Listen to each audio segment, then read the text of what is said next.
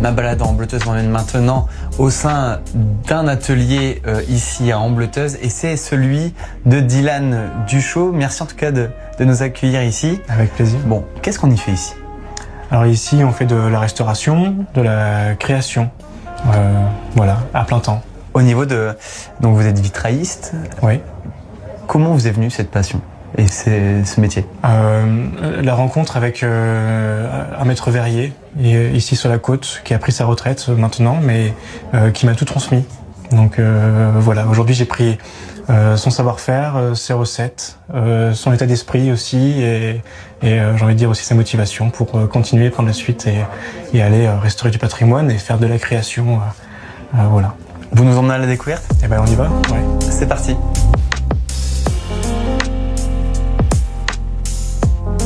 Expliquez-nous un petit peu où est-ce qu'on se trouve là. Alors là on est au cœur de l'atelier, c'est ici qu'on vient poser les verrières en restauration sur table lumineuse.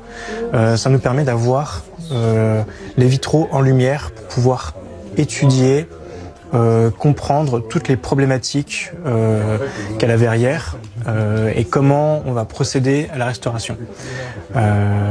Donc ici là la verrière est finie enfin d'être restaurée. Donc les vitraux ont enfin retrouvé l'éclat de leur couleur. On a revu toute la mécanique du plomb, on a revu toutes les soudures. Les vitraux sont réétanchéifiés enfin et donc maintenant que la verrière est finie, il faut maintenant penser toute la structure métallique qui va venir maintenir tout ça dans l'église. On travaille en collaboration avec des tailleurs de pierre. Donc c'est ça qui est intéressant aussi, c'est que on a vraiment plusieurs casquettes. À la fois, il faut savoir reprendre des peintures, savoir refaire des visages, parfois des mains qui étaient complètement effacées, des motifs. Donc il a fallu retrouver les verres, les bons verres justement pour venir composer cette verrière qui date du 19e siècle.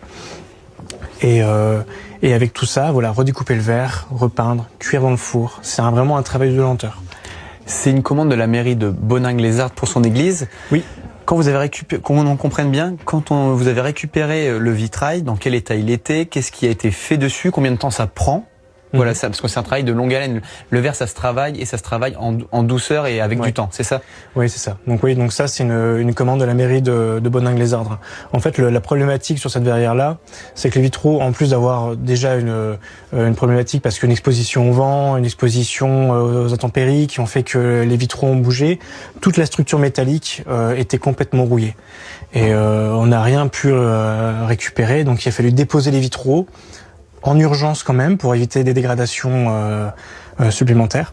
Et on arrive ici en atelier avec les vitraux et c'est là qu'opère un peu un travail de lenteur, un travail d'exigence en résultat. Et donc en fait on allie vraiment la restauration mécanique mais la restauration aussi esthétique. C'est important de retrouver une lecture sur le vitrail, de retrouver l'histoire du verrier qui a peint au 19e siècle justement cette verrière, qu'il a pensé, qui a voulu vraiment travailler un style et nous en fait on respecte tout ça. On essaie vraiment de conserver au maximum toutes les pièces d'origine. Parfois de loin on pensait que la verrière tout était d'origine et d'un coup on remarque par exemple une intervention au XXe siècle qui ont apporté des pièces qui en fait ne sont pas d'origine ou qui ne respectent pas justement la cohésion d'ensemble du verrier de l'époque. Ce qui est intéressant, c'est que nous aujourd'hui, métier de vitrailliste, de maître verrier, est toujours conservé parce qu'on souffle le verre encore comme il y a plusieurs siècles.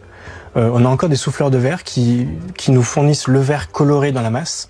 Et nous, ce verre coloré dans la masse, on vient le sélectionner, on le ramène à l'atelier, on le découpe nous-mêmes et on vient faire un apport de grisaille. Vous voyez, on a ici justement tous nos apports en grisaille. On travaille donc des brins 16e, 13e. On a ici des tons chers, des rouges. Et en fait, on vient faire nos mélanges de grisaille avec de l'eau, du vinaigre et au pinceau, on vient noircir nos verres. C'est curieux en fait parce que nous en fait le travail du vitrailliste en fait c'est de prendre le verre coloré du souffleur de verre et apporter du noir dessus, du coup la nuance justement pour pouvoir la mettre au four et pouvoir concentrer la lumière. Si ici il n'y avait pas beaucoup de peinture, de grisaille, les verres seraient tellement transparents qu'en fait on pourrait pas lire vraiment les vitraux. On serait ébloui. Donc l'idée c'est d'apporter assez de peinture pour justement avoir une lecture et lire une histoire. Alors voilà, ici c'est mon bureau et c'est de mon bureau que je conserve. Et des histoires, Dylan en a tout un tas dans ce qu'il appelle sa caverne d'Ali Baba. C'est dans ce coffre-fort qu'il conserve tous les vitraux en attente de restauration, des dizaines d'œuvres pour plusieurs mois de travail. Là, ce vitrail-là, clairement, il a eu un problème de ferronnerie. Toute la ferronnerie qui maintient les vitraux dans la pierre ont gonflé par la rouille. Et on voit que les verres ont sauté, il y a une compression. Donc là, on va devoir clairement dessertir et revoir toute la mécanique, reprendre des verres. Il y a un travail de peinture conséquent.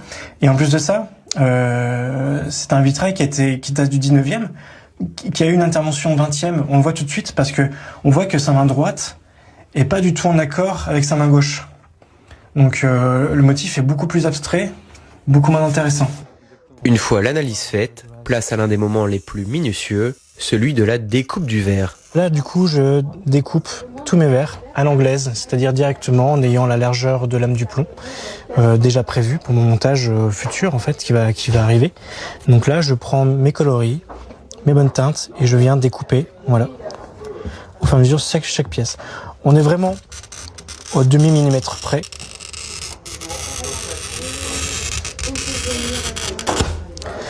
Dans l'addition d'un vitrail qui va avoir parfois 50, 100 pièces, des fois plus, on fait attention à pas avoir des verres approximatifs. On peut pas avoir un demi-millimètre en trop parce que si ce demi-millimètre-là s'additionne sur plusieurs pièces de verre, à la fin on a 2 centimètres en trop par exemple.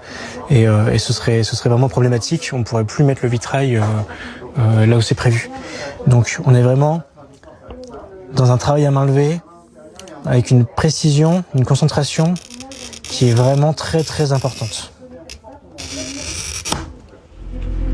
Puis vient le moment de l'assemblage avec la soudure du plomb. C'est lui qui lie tous les verres, qui va apporter justement la structure, l'opalescence dans un vitrail. Parce que dans un vitrail, en fait, on est en transparence. Donc, puisqu'on est en transparence, on est en volume. Le plomb, qui lui est opaque, il va justement permettre le passage des couleurs, le passage des transparences. À travers le verre, on est en volume et on est à plat par le plomb. Et en fait, on vient travailler tout le volume grâce au plomb. Il a vraiment son rôle à jouer. Dernière étape, l'étanchéité du vitrail grâce au mastic. Et pour cela, Dylan a sa recette magique, un mélange de blanc de meudon, d'huile de lin, de la sciure de bois et un dernier ingrédient secret. Donc une fois qu'on a mis notre sciure comme ça en contact avec notre mastic, on peut venir passer une brosse chien-dent, tout simplement.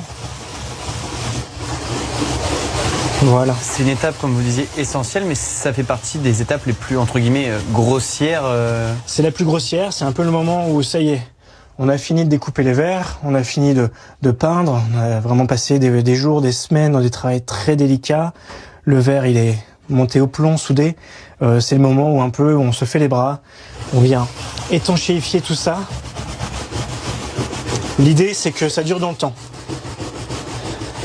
Vous avez une grande vitre de maison classique, une grande vitre, vous lancez un caillou, la vitre se casse, vous la remplacez. Un vitrail, c'est pas pareil. Si vous lancez un caillou, vous avez un verre parmi tant d'autres qui va se casser, et ben on va simplement remplacer ce verre en question là, et donc le vitrail est vraiment fait pour perdurer, pour durer dans le temps. Nous, on sera plus là, que les vitraux sont toujours présents avec de l'entretien. Pour transmettre sa passion, Dylan organise des ateliers découvertes, des formations et des visites de son atelier. Objectif, perpétuer un savoir-faire où il est le dernier artisan à 100 km à la ronde. Il faut quand même savoir que 60% du patrimoine vitrail mondial est en France. Donc on a vraiment beaucoup de choses à transmettre.